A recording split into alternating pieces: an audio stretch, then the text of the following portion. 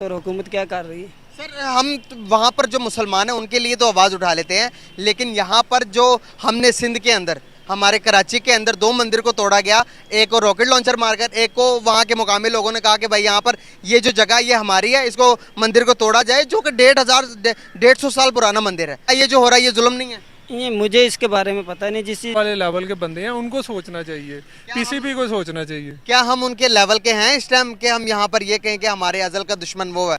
क्या हमारे हालात ये हमें बताते हैं कि किसी से हम दुश्मनी कर सकते हैं? मौजूदा सूरत हाल को देखते हुए जहाँ पर हम कटोरा लेकर दुनिया के कोई कोना कोना हमने छोड़ा नहीं है भीख मांगने के लिए, क्या हम इंडिया का मुकाबला कर सकते हैं इन सिचुएशन के अंदर? बात यह है कि जो मैं जिसको फॉलो करता हूँ ना, ठीक है, बाबा जी उन्होंने कहा था कि खातम रिजवी साहब कहते होते थे कि उससे भी कर्जा लो, उधर से भी कर्जा लो, जब कर्जा वापस करने का टाइम आया ले आओ भी गोरी ले आओ।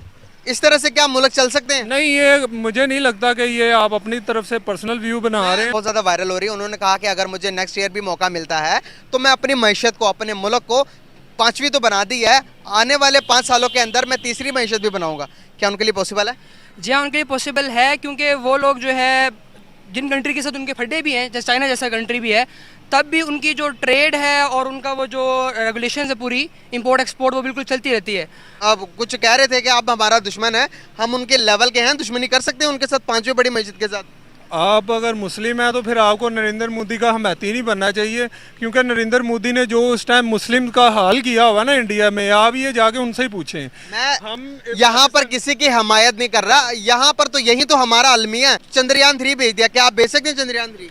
असल में ये है कि हमें इंडिया को छोड़, मेरा पॉइंट ऑफ व्यू शायद अंकल समझ पा रहे हैं मेरे पॉइंट ऑफ व्यू को। सर मैं कह रहा हूँ ये मुल्क के हम कौन सा कानून फॉलो कर रहे हैं, इस्लामी कर रहे हैं या फिर जमहूरियत? जमहूरियत का कानून है। हम जमहूरियत का फॉलो कर रहे हैं। मैं ये कह रहा हूँ कि हम गलत कर रहे हैं, हम गलत कह रहे हैं कि गलत कर रहे हैं। सर इसके लिए पूरा निज़ाम बदलना पड़ेगा। यहाँ पे सारे चोर बैठे हुए हैं 15 साल। अब जो बंदा 3000 का आटे का तोड़ा ले रहा है वो कहाँ पे जाएगा गरीब आदमी मजदूर?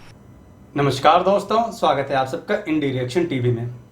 दोस्तों, पाकिस्तान के लोग वाकई हिंदुस्तान से इतना क्यों जलते हैं, इस बात का कोई मतलब लॉजिक नहीं समझ आता। अगर कोई पाकिस्तानी मेरी वीडियो को देख रहा है या सुन रहा है तो कमेंट करके ज़रूर बताएं, और हमारे भाई जो हिंदुस्तान के हैं वो भी बताएं कि क्यों पाकिस्तानी, चाहे वहाँ की आवाम हो चाहे वहाँ के लीडर हों, क्यों हिंदुस्तान से इतना नफरत करते हैं, क्यों इतना जलते हैं। दोस्तों, ये बात मैं क्यों कह रहा हूँ, क्योंकि मोदी जी ने अनाउंस किया है, अपने भाषण में कहा है कि वो हिंदुस्तान को दुनिया की तीसरी बड़ी इकॉनमी बना देंगे आने वाले अगले 5 सालों में। ये बात पाकिस्तानियों को मिर्ची की तरह क्यों लग रही है? हिंदुस्तानी या मोदी जी या यहाँ के अवाम सब मेहनत करके अपने देश को तरक्की पे लेके जा रहे हैं, पर पाकिस्तानियों को क्यों इतनी मिर्ची लग रही है? चलिए इस वीडियो को देखते हैं। ये वीडियो लिया गया है डेली स्वैग से। वीडियो का टाइटल है PM Modi big declaration, India will be third powerful economy in my third term.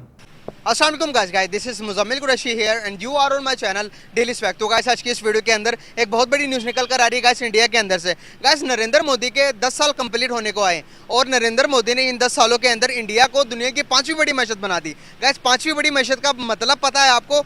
5वीं बड़ी मैशत का मतलब है कि पूरी दुनिया के ऊपर अपनी हुकूमत जमाना, पूरी दुनिया के ऊपर अपना कंट्रोल जमाना। अभी रिसेंटली नरेंद्र मोदी का एक बयान बहुत ज़्यादा वायरल हो रहा है दुनिया के आगे। उन्होंने कहा है कि अगर मुझे अगले साल भी मौका मिलता है तो मैं अपने मुल्क को, अपनी कंट्री को दुनिया के तीसरी बड़ी मैशत बना दूंगा।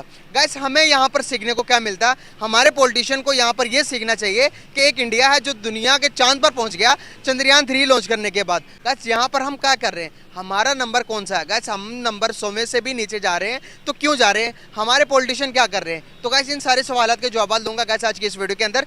देखते हैं पाकिस्तानी पब्लिक क्या अपनी राय देती है, और नरेंद्र मोदी के रिलेटेड भी पूछूंगा। 2024 के अंदर इलेक्शन होंगे, क्या उसके अंदर भी नरेंद्र मोदी को सीट मिलेगी या नहीं मिलेगी, इस बारे में पाकिस्तानी पब्लिक क्या अपनी राय देती है, आइए मिलकर जानते हैं। अस्सलाम वालेकुम। वालेकुम अस्सलाम। सर कैसे हैं आप? जी ठीक ठाक। सर नाम आपका? ज़िशान अली। क्या करते हैं? मैं जॉब करता हूँ। ज़बरदस्त हो गया। क्या हालात है मुल्क के, गुजारा हो रहा? जी बिल्कुल कोई गुजारा नहीं हो रहा इस टाइम पे, जो हालात जा रहे हैं, और गरीब जो है वो गरीब तर होता जा रहा है। और हमें जो है वो खुद ही सोचना पड़ेगा आवाम को। बाकी अगर आप कहें कि कोई हमारे हुक्मरान सोचने वाले आए तो वो बहुत मुश्किल है। सही हो गया। भारत के बारे में क्या कहना चाहेंगे? भारत के बारे में कुछ इन्फॉर्मेशन है? भारत के बारे में यही है कि इस टाइम जो हमारा अव्वल नंबर का जो दुश्मन जा रहा है वो इस टाइम भारत है। अच्छा। हाँ जी, क्योंकि बेसिक हमारे पास एक क्रिकेट ही थी और भारत चाह रहा है कि अब हमारे पास क्रिकेट भी ख़त्म हो जाए। दोस्तों, पाकिस्तानियों के जहन में कूट कूट के भरा हुआ है, उनके डीएनए में ये भर दिया गया है कि हिंदुस्तान उनका सबसे बड़ा दुश्मन है। ये पाकिस्तानियों के माइंडसेट ऐसे हो चुके हैं, बिल्कुल रेडिकलाइज हो चुके हैं पाकिस्तानी। देख लीजिए, इसका एक नमूना ये भी है। चलिए वीडियो देखते हैं क्या कह रही है। अच्छा। लेकिन ये है कि मेरा ये अपना पर्सनल व्यू है कि जी पाकिस्तान को भारत नहीं जाना चाहिए। जाना ही नहीं चाहिए क्रिकेट? जाना ही नहीं चाहिए, क्योंकि जब वो लगता है हम में इतनी पावर है कि हम ना जा सके? नहीं, अगर वो नहीं आ रहे तो फिर पैसों का नुकसान है ना। तो वो आ ही नहीं रहे, हम जा भी रहे हैं। बात तो ये है कि ये हमारे जो ऊपर वाले लेवल के बंदे हैं उनको सोचना चाहिए, पीसीबी को सोचना चाहिए। क्या हम उनके लेवल के हैं इस टाइम के हम यहाँ पर ये कहें कि हमारे अजल का दुश्मन वो है? क्या हमारे हालात ये हमें बताते हैं कि किसी से हम दुश्मनी कर सकते हैं? मौजूदा सूरत हाल को देखते हुए, जहाँ पर हम कटोरा लेकर दुनिया के कोई कोना कोना हमने छोड़ा नहीं है भीख मांगने के लिए, क्या हम इंडिया का मुकाबला कर सकते हैं इन सिचुएशन के अंदर? बात यह है कि जो मैं जिसको फॉलो करता हूँ ना, ठीक है, बाबा जी, उन्होंने कहा था कि हम अपना लेवल खुद बनाएंगे। कौन से बाबा जी? बाबा खादम हुसैन रिजवी साहब। तो बात यह है कि हम अपना लेवल खुद बनाएंगे, ज़रूरी नहीं है। अब बनाएंगे? 75 साल गुजर गए। असल में जो हमारी जो तहरीक है ना, तहरीक लब्बैक, हमें उसको सपोर्ट करना चाहिए। बाकी ये हमने पीटीआई को भी देख लिया है, नून लीग को भी देख लिया है, पीपल पार्टी को भी देख लिया है। तहरीक लब्बैक के बारे में कोई बताएं, कोई उनका खास मौका बताएं कि जिसकी वजह से हमें भी सपोर्ट करना चाहिए, हमारी ऑडियंस को भी पता चले कि उनका साथ क्यों देना चाहिए हमें। उनका साथ इसलिए देना चाहिए, देखें जी, हम इस्लामी जमहूरिया पाकिस्तान में रह रहे हैं, इस्लाम के नाम पे ये मुल्क बना है। तो जब हम इस्लाम को ही फॉलो नहीं करेंगे, इस्लामी जमात को फॉलो नहीं करेंगे, तो फिर पीछे क्या रह जाएगा? सर, हम तो कहते हैं ये जमहूरियती मुल्क है, या जमहूरियत चल सकती है या इस्लाम चल सकता है, दोनों को हम साथ चलाना चाह रहे हैं। आप मुझे बताएं कि अगर जमहूरियत भी चला रहे हैं, हम इस्लाम भी चला रहे हैं, वहाँ से अदालत फैसला करती है तो हम कहते हैं यहाँ से हम इस्लामी मुल्क है, हम मानते नहीं है। अवाम में भी ज़रा भी सब्र नहीं है। वो कहते हैं कि बस क्या करेगी ये जमात, क्या व्यू है, हम सोचने लग जाते हैं। या खादम रिजवी साहब कहते होते थे कि उससे भी कर्जा लो, उधर से भी कर्जा लो, जब कर्जा वापस करने का टाइम आया, ले आओ भी गोरी ले आओ। इस तरह से क्या मुल्क चल सकते हैं? नहीं, ये मुझे नहीं लगता कि ये आप अपनी तरफ से पर्सनल व्यू बना रहे हैं। मैं अपनी तरफ से बना रहा हूँ, मेरे पास ये वीडियो पड़ी हुई, मैं आपको दिखाऊं अगर उन्होंने ये कहा, मैं आपको दिखाऊं ये, उन्होंने ये कहा था कि हमें गोरों का कानून फॉलो करने से बेहतर है कि हम किसी से भीख ना मांगे। नहीं, जो मैं बात कर रहा हूँ महंगाई हो रही है। जो मैं बात बताई वो मुझे ये बताएं, 75 साल में महंगाई हो रही है, तो महंगाई पे कंट्रोल हुआ है? तो कर्जा लेकर गोरी दिखाना ये कौन सा महंगाई का हाल? बात ये है कि उन्होंने कहा है कि अगर हम फ्रांस के वजीरों को, सफ़ीरों को बाहर निकाल देते हैं, क्या होगा? महंगाई होगी ना। तो महंगाई तो हो रही है। मैंने कहा ना, वाकई पाकिस्तानी लोग जाहिल, दुनिया के सबसे बड़े जाहिल पाकिस्तान में पाए जाएंगे। ये पाकिस्तानियों को बुरा तो लगता होगा ज़रूर, लेकिन ये हकीकत है। पाकिस्तान में फ्रांस के कहाँ है राजदूत, कहाँ है एम्बेसडर, कहाँ रहते हैं? यहाँ तक कि इमरान सरकार ने उन्हें बाहर निकालने के लिए प्रस्ताव भी पेश कर दिया था संसद में। इतनी अकल से पैदल है पाकिस्तान की गवर्नमेंट और पाकिस्तान के लोग, वहाँ की पब्लिक भी। जो चीज़ है ही नहीं पाकिस्तान में, उसे निकालने के लिए प्रस्ताव पारित कर दिया गया। सड़कों पे आगजनी की गई, सड़कों को जलाया गया, पाकिस्तान की सरकारी संपत्तियों को वहाँ की पब्लिक ने जलाया फ्रांस के राजदूत को निकालने के लिए। इन लोगों के पास वाकई दिमाग नहीं है, अनपढ़ कौम है ना। अगर हम ना भीख मांगे, ना कटोरा लें, महंगाई करें, कर ही जाएं, फिर गरीब का इधर जाएंगे। गरीब यही है ना कि अगर इस्लामी कानून नाफज करना है, इस्लामी कानून नाफज करना है, तो उसमें हम कर्जा भी ले रहे हैं, महंगाई भी कर रहे हैं। इस्लामी कानून नाफज करना है तो मतलब का गरीबी भी मार दे सब। बात ये नहीं है, बात सिर्फ इतनी सी है कि अगर हमारे कॉन्स्टिट्यूशन में लिखा हुआ है पाकिस्तान रिपब्लिक है, पाकिस्तान के अंदर जो कानून हम फॉलो करते हैं सर वो जमहूरियती कानून है। सर वो कॉन्स्टिट्यूशन को फॉलो कर रहे हैं हम। सर अगर आप कह रहे हैं कि इस्लाम को लेके आए, यहाँ पर हम इसीलिए तो फंसे हुए, इस्लामी जमहूरिया पाकिस्तान, इस्लाम को भी लेके चलना चाह रहे हैं, जमहूरिया को भी लेके चलना चाह रहे हैं। सर ये दो किश्तियों में सवार होने का बराबर है, इसीलिए पाकिस्तान आज दुनिया में तरक्की नहीं कर पा रहा। आज हमें डिसीजन लेना पड़ेगा, आज हमें फैसला करना पड़ेगा कि हमने जमहूरियत को लेकर चलना है या हमने इस्लाम को लेकर चलना है। नरेंद्र मोदी की हुकूमत में उस बंदे ने 10 साल गुजार लिए, दुनिया में 5वीं बड़ी मैशत बना लिया 205 मुल्कों में। अब यहाँ पर अब कुछ कह रहे थे कि आप हमारा दुश्मन है, हम उनके लेवल के हैं, दुश्मनी कर सकते हैं उनके साथ 5वीं बड़ी मैशत के साथ। आप अगर मुस्लिम हैं तो फिर आपको नरेंद्र मोदी का हमायती नहीं बनना चाहिए, क्योंकि नरेंद्र मोदी ने जो उस टाइम मुस्लिम का हाल किया हुआ ना इंडिया में, आप ये जाके उनसे ही पूछें। हम यहाँ पर किसी की हमायत नहीं कर रहा। इनके दिमाग में बस एक ही चीज़ है, फतूर भर दिया गया है। मतलब वो लाहौरी चूर्ण जो मेजर जी कहते हैं ना, मेजर साहब गौरव आर्या जी, कि पाकिस्तानियों को लाहौरी चूर्ण खिलाया गया है। और उनके जो टेक्स्ट बुक में ना, खासकर टेक्स्ट बुक में जो उनका एजुकेशन सिस्टम है, उसमें जो हेट्रेट भरी पड़ी है ना, अगर जब तक वो नहीं ख़त्म होगी तब तक ऐसे नमूने पाकिस्तान में हर जगह कोने कोने में मिलते रहेंगे। यहाँ पर तो यही तो हमारा अलमिया है। अगर किसी की तारीफ की जाए, अगर किसी का प्लस पॉइंट है, आज हम यहाँ पर बैठकर क्या तो देते हैं दुश्मन है। आज वो चंद्रयान 3 भेज दिया, क्या आप भेज सकते हैं चंद्रयान 3? असल में ये है कि हमें इंडिया को छोड़ना चाहिए, क्योंकि नरेंद्र मोदी जो है ना, उस टाइम में उसने सिर्फ हिंदुइज्म को आगे लेके चल रहा है, बाकी उधर में कोई भी। यहाँ पर हम कहते हैं पाकिस्तान रिपब्लिक ऑफ पाकिस्तान है, हम कहते हैं इस्लामी मुल्क पर नाम पर बना, तो उनका तो हिंदुइज्म वो सेकुलर कंट्री है। लेकिन अगर आप कह रहे हैं तो वहाँ पर हिंदू की मेजोरिटी में, अगर वो अपने मजहब को लेकर जाए, कोई गलत बात है? असल में अगर वो उनका राइट है, वो जो कर रहे हैं ठीक है, वो उनका है, लेकिन होना नहीं चाहिए। एज अ इंसानियत के नाते ये होना अगर हम इस्लाम को लेकर चल सकते हैं तो वो अपने हिंदुइज्म को लेकर क्यों नहीं चल सकते मेरे भाई? हमें थोड़ा ब्रॉड सोचने की ज़रूरत है, हमें अपने दायरे से बाहर निकलकर दुनिया को खुले दिमाग से सोचने की ज़रूरत है। इसी वजह से कि मैं भी हम तरक्की नहीं कर रहे। आज अगर देखेंगे, आज जितनी मर्जी गाली दे दें, इंडिया को दुनिया की 5वीं बड़ी मैशत है भाई। वो नहीं, मैशत तो उनकी ठीक जा रही है, लेकिन हमारे हुक्मरान नहीं ठीक जा रहे ना। आप देखें कि जब कायद-ए-आज़म अली मोहम्मद अली जिन्ना ने बनाया पाकिस्तान, क्या हमारी मैशत इतनी बुरी थी? क्या पाकिस्तान हमें इस हालत में मिला?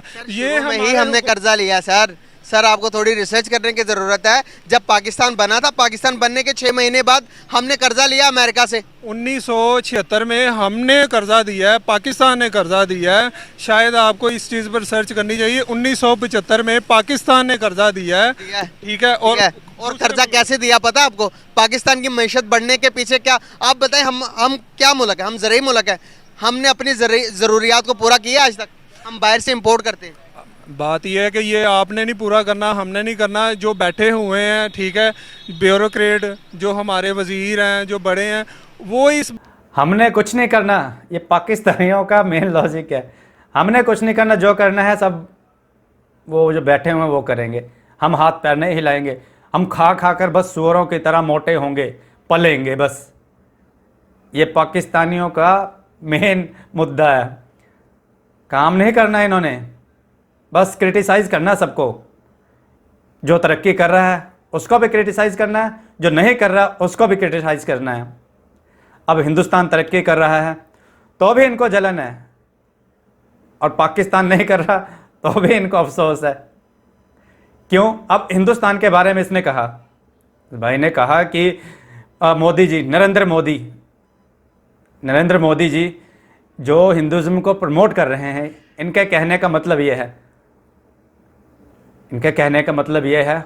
और उन्होंने उसे काउंटर क्वेश्चन कर दिया कि पाकिस्तान, वो भी तो इस्लामी जमहूरिया मुल्क जो सो कॉल्ड इस्लामी जमहूरिया मुल्क कहलाता है, वो इस्लाम को प्रमोट कर रहा है, तो हिंदुस्तान हिंदुइज्म को क्यों नहीं प्रमोट कर सकता?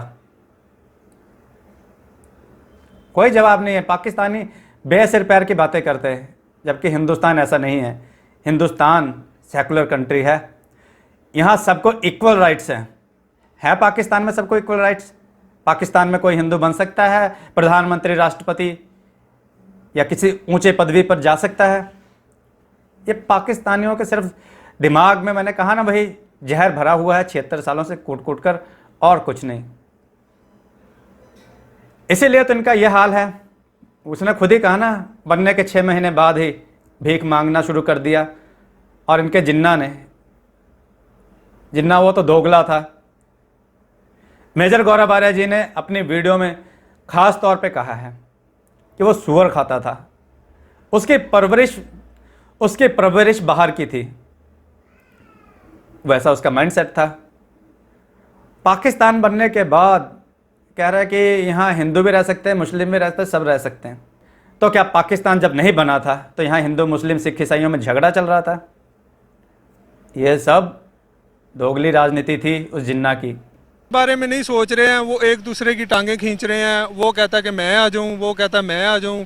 ठीक है, बात ये है कि हमने सबको अब ट्राई करके देख लिया है। मेरा एक छोटा सा पॉइंट ऑफ व्यू है कि हमने पीटीआई की जब जमात आई थी 2018 में, तो सब ने ये कहा था कि जी हम चेंज चाहते हैं।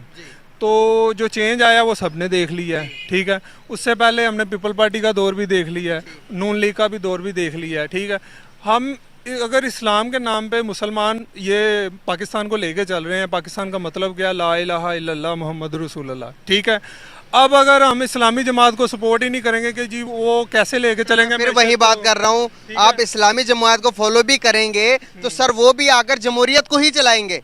सर जमहूरियत और इस्लाम अलग अलग चीज़ें हैं। ये इस्लाम अलग चीज़ है, जमहूरियत अलग चीज़ है। आप यहाँ पर अगर इस्लाम को मानते हैं तो ये जो से अदालतें सबको ताला लगाना पड़ेगा आपको।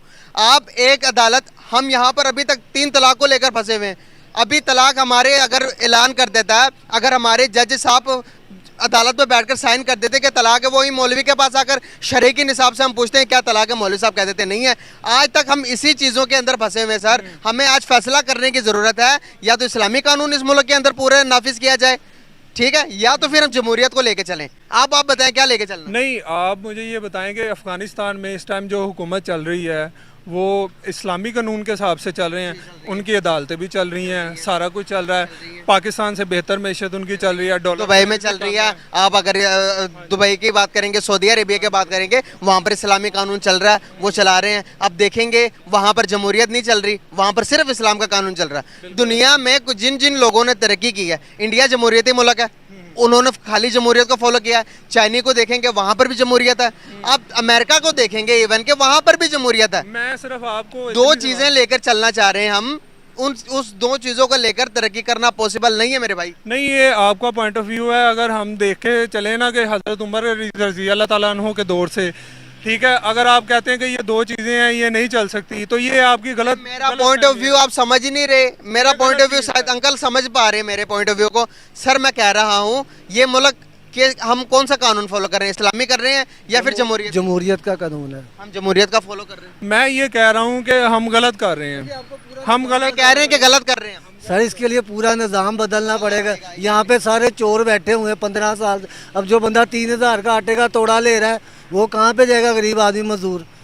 जब जरदारी साहब आते हैं वो सदारती निज़ाम करवा देते हैं, हम फॉलो करते हैं। जब जरदारी साहब आते हैं हम सदारती निज़ाम कर देते हैं, चेंज ले आते हैं, तब हम फॉलो करते हैं। जब हम इस्लामी बात निज़ाम आया हमारे मुल्क में कभी? सर जी सदारती निज़ाम अगर आ जाए तो वो बेहतर है। कम अज़ कम कब आया? जरदारी साहब के दौर में जब उन्होंने सदारती निज़ाम नहीं था, हुकूमत पीपल पार्टी की थी। सदारती निज़ाम इस तरह से था, तब सारी पावर सदर के पास थी। अब वो तब्दील होकर वजीर आजम के पास सारी पावर्स आई हैं। बस यही बात है ना कि अगर हमारे जो हुक्मरान हैं वही इस बारे में सोचेंगे। हमारा तो एक व्यू है, पॉइंट ऑफ व्यू है कि हमने सबको देख लिया है। ठीक है, आप हमें बताएं, मैं जहाँ पर लास्ट क्वेश्चन जिस टॉपिक को मैं लेकर आया था आपके सामने, मेरा टॉपिक ये था कि कितने 10 साल की अरसे के अंदर हमारे पड़ोसी मुल्क ने, नरेंद्र मोदी ने, ऐसा पॉलिटिशियन है जिसको हम अच्छा नहीं समझते। आप अच्छा नहीं समझते, आपने तंज किया चाय वाला, कोई फर्क नहीं पड़ता उससे उसको। मैं बताना चाहूँगा उसने अपनी मैशत को दुनिया की 5वीं बड़ी मैशत बना दिया। वो कह रहा है कि आने वाले अगले सालों के अंदर अगर मुझे मौका मिलता तो 3री बड़ी मैशत बनाऊंगा। आपको पता है 3री बड़ी मैशत का मतलब क्या है? असल में ये नरेंद्र मोदी का जो है इसमें कोई हम तारीफ नहीं है, ये हमारे जो हुक्मरान है ना उनकी बुराई है। ये नरेंद्र मोदी अगर अपने मुल्क को लेके चल रहा है, हम उधर नहीं रहते, हमें उसका नहीं पता। हम अपने पाकिस्तान की बात करेंगे कि ये गलत चल रहे हैं। नरेंद्र मोदी क्या कर रहा है, नरेंद्र मोदी अच्छा चल रहा है नहीं चल रहा, ये उसकी अच्छाई नहीं है, ये हमारे हुक्मरानों की बुराई है कि जो पहले आगे थे या पीछे आ गए हैं। बिल्कुल सही कहा आपने। देखिए ना, अगर हमारे पास भी कोई ऐसा पॉलिटिशियन होता जो ये बात करता कि मैंने कहा ना दोस्तों, ये पाकिस्तानी नहीं सुधरने वाले। तरक्की, अगर यार तुम किसी को अच्छा नहीं समझते, चलो उनकी अच्छाइयों को तो कम से कम उससे तो सीख सकते हो। कोई मुल्क या किसी मुल्क का प्रेसिडेंट या प्राइम मिनिस्टर अपने देश को कैसे तरक्की पे लेके जा रहा है, कम से कम तुम्हारे वहाँ के जो नेता हैं, लीडर्स हैं, वो तो कम से कम इतना तो फॉलो कर ही सकते हैं, इतना तो दिमाग है उनके पास। और तुम कह रहे हो कि चाय वाला ही सही, पर उसी ने हमें 5वीं बड़ी इकॉनमी बनाया दुनिया की। और तुम्हारा ऑक्सफोर्ड वाला था, दंगे करवा दिए थे पूरे पाकिस्तान में, वो पहन के, वो क्या नाम है, ड्रम सा, वो पीपा सा पहन के, डरपोक सा कहीं, पीपा सा पहन के वो डरपोक जा रहा था। ये वो तुम्हारा ऑक्सफोर्ड वाला था, प्ले बॉय। तुम लोग किसी को तरक्की करते नहीं देख सकते ना, यही कारण है तुम लोगों का पतन होने का। चलिए दोस्तों, देखते हैं ये पाकिस्तानी कैसे कैसे नए नए कॉमेडी करते हैं। भाई मैं अपने मुल्क को तीसरी बड़ी मैशत बनाऊंगा, यहाँ पर तो हम लुटियां डालते। कोई बंदा है हमारे पास ऐसा? सही सर जी, इमरान खान उस पर 200 मुकदमे किए हैं, वो इतना बड़ा दहशत गर्द है मुल्क का। पता है इमरान खान है? देखे जी, मेरे ख्याल में हमने 3 साल में जो देखा है ना, कोई निज़ाम नहीं देखा। आ गया उसे कोरोना यहीं से ही गाइस आप लोग हिसाब लगा लें। क्या हम कौम है? नहीं, हम कौम है? पहला पॉइंट ऑफ व्यू क्या था इमरान खान साहब का?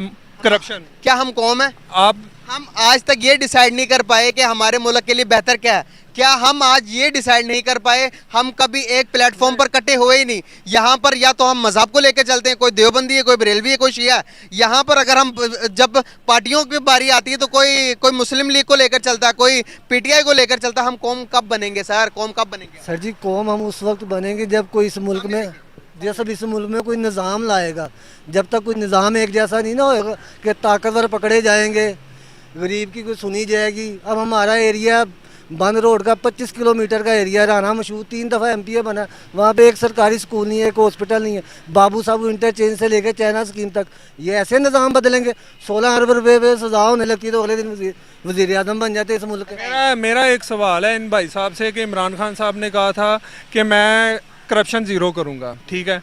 आप देखें कि क्या करप्शन के स्कैंडल नहीं बने? टाइम तो दें। मैं यही कहना चाहूँगा, मैं ये लास्ट पे यही कहना चाहूँगा, किसी को एक टाइम देकर देखें। अगर थोड़ा सा अरसा दे, 5-10 साल दे, 5 साल में जब मैं बार बार मिसाल इसलिए दे रहा हूँ भाई, दुनिया की 5वीं बड़ी मैशत बन चुकी है। काश हम भी बन जाए दुनिया की 5वीं बड़ी मैशत। आपको पता चले कि 5वीं बड़ी मैशत के पास कौन कौन सी पावर्स होती हैं। दुनिया आपके हाँ ना पर ही काम करती है। आज इंडिया दुनिया की 5वीं बड़ी मैशत बन गया हुआ भाई, मेरे भाई बन गया हुआ। मैं बता रहा हूँ आपको कि वो किस तरह से बने। सर हमें थोड़ा सा इस बारे में हम स्टडी कर लें तो शायद हम भी दुनिया में कोई हमारे कोई बात मान लें। सर जी, वहाँ पे जमहूरियत आई है, डिक्टेटर नहीं आए, उन्होंने निज़ाम को चलने दिया है, डैम बनने दिए हैं, इसलिए वहाँ पे मुल्क तरक्की कर रहा है। यहाँ पे आए दिन लुटेरे आ जाते, एक लुटेरा जाता फिर फौजी लुटेरा आ जाता है। इन लुटेरों ने मुल्क का बेड़ा गर्क किया।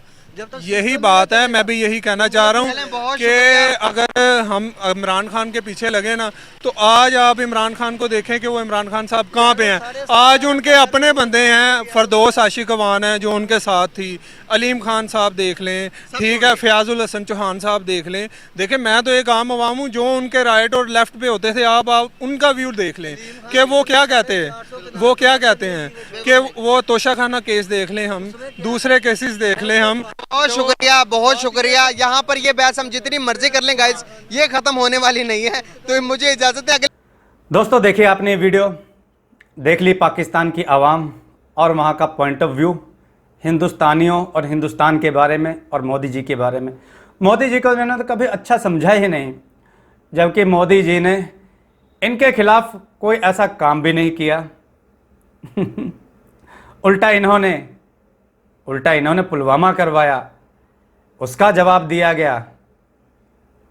पाकिस्तानियों की आदत शुरू से रही है, इंडिया ने जब भी दोस्ती का हाथ बढ़ाया या कुछ भी किया, मतलब शांति बहाली के लिए कुछ भी किया, ये पाकिस्तान का इतिहास है। उसने हिंदुस्तानियों के पेट में छुरा घोंपा है। वाजपेयी जी के ज़माने में कारगिल करवा दिया,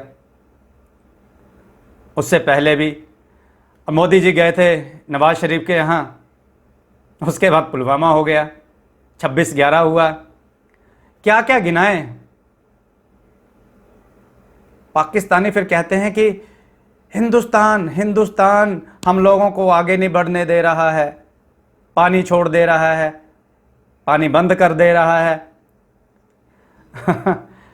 अरे तुम्हारे वहाँ के मिनिस्टर, तुम्हारे वहाँ के जज डैम बनाने के नाम पर पैसा लेकर बाहर भाग जाते हैं। IMF के सामने तुम लोग ऐसे बिछ जाते हो जैसे रेड कारपेट हो, जैसे तुम लोग रेड कारपेट हो, उनके चरणों में बिछ जाते हो। $1 बिलियन के लिए, $1 बिलियन के लिए IMF वाले तुम्हारी नाक से लकीरें बनवा देते हैं। और यहाँ इंडिया 612-15 करोड़ में चंद्रयान मिशन लॉन्च कर रहा है। और वहीं पाकिस्तानी ये भी कहते हैं कि ये पैसा हिंदुस्तानियों को अपने गरीब आवाम पे लगाना चाहिए। इस पे भी काम हो रहा है। घर घर नल योजना, जल योजना, बाथरूम, सिलेंडर, उज्ज्वला योजना, हर काम हो रहा है। पाकिस्तानी जो उनको वहाँ की मीडिया दिखाती है या जो उन्हें पढ़ाया जाता है, बस उतना ही उनके दिमाग में रहता है। ये कह रहा है कि चाय वाला है वो, PM मोदी के बारे में तंज मारा कि चाय वाला।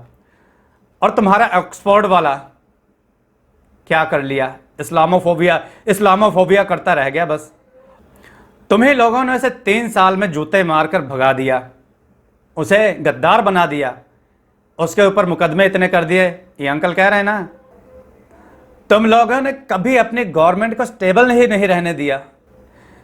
उतने कपड़े तो आदमी नहीं बदलता जितने तुम्हारे प्रधानमंत्री बदल जाते हैं।